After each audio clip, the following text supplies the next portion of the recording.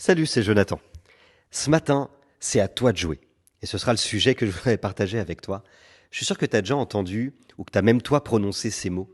Est-ce que tu peux prier pour moi? Parce que je sais qu'à toi, Dieu t'écoute. Ou encore, donne-moi un conseil, je t'en supplie, parce que moi, je suis pas capable de savoir ou de discerner c'est quoi la volonté de Dieu pour ma vie.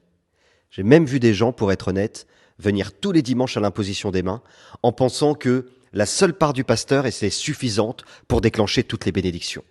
Je sais pas toi, mais j'avoue, ça m'arrive aussi, ça m'est arrivé aussi. La Bible dit, dans le psaume chapitre 67, 29, Mon Dieu, donne un ordre à la mesure de ta force divine qui a tant fait pour nous. En fait, c'est la traduction du texte qui dit, Ton Dieu ordonne que tu sois puissant. Faire face à des difficultés et montrer sa foi, eh bien, crois-moi, nous aussi, on connaît ça. Alors que ma femme était tombée malade, on devait partir pour une tournée avec les caravanes, et puis elle vient m'apprendre bien qu'elle a une maladie, elle l'affaiblit, et puis elle veut partir à tout prix. Et moi, je suis quand même inquiet, je suis inquiet pour sa santé, je veux être sage, honnêtement, mais le Seigneur me montre qu'il faut que je respecte sa foi et que je lui fasse confiance. Et pendant la tournée, il y a un ami pasteur qui a prié pour elle. À ce moment-là, il s'est passé quelque chose.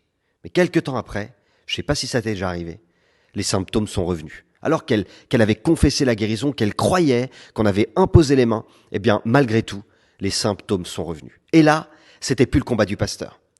C'était le combat de ma femme.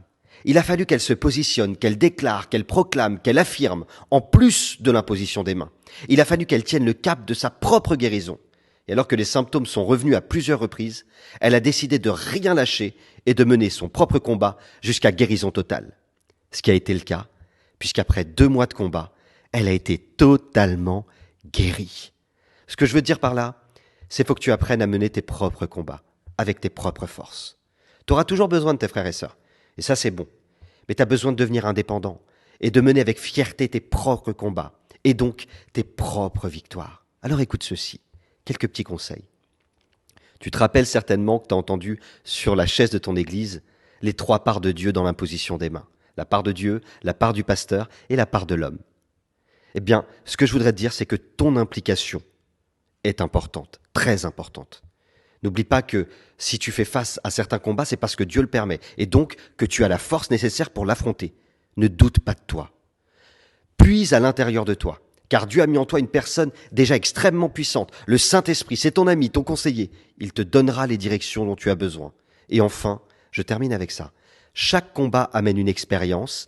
Chaque expérience doit être partagée parce que tu as reçu aussi d'encourager les autres à grandir. Et n'oublie pas, Dieu a mis son potentiel en toi.